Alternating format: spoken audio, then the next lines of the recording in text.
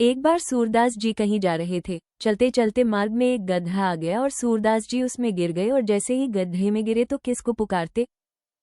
अपने कान्हा को ही पुकारने लगे, भक्त जो ठहरे।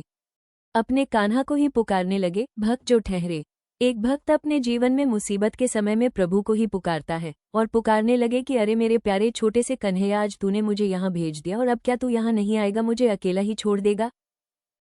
सूरदास जी ने कान्हा को याद किया तो आज प्रभु भी उनकी पुकार सुने बिना नहीं रह पाए और उसी समय एक बाल गोपाल के रूप में वहां प्रकट हो गए और प्रभु के पांव की नन्ही नन्ही सी पैजनियां जब छन छन करती हुई सूरदास जी के पास आई तो सूरदास जी को समझते देर न लगी।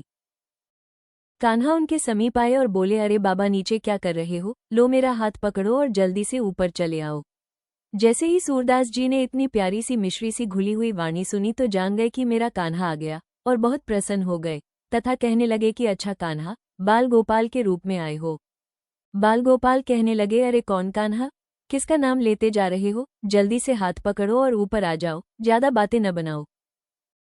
तेरी बांसुरी के भीतर भी वो मधुरता नहीं। मानता हूं कि तेरी बांसुरी सारे संसार को नचा दिया करती है, लेकिन कान्हा तेरे भक्तों का दुख तुझे नचा दिया करता है। क्यों कान्हा, सच है न? तभी तो तू दौड़ा चला आया।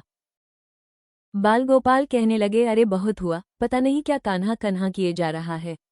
मैं तो एक साधारण सा बाल ग्वाल हूँ, मदद लेनी है तो लो, नहीं तो मैं तो चला, फिर पड़े रहना इसी गड्ढे में।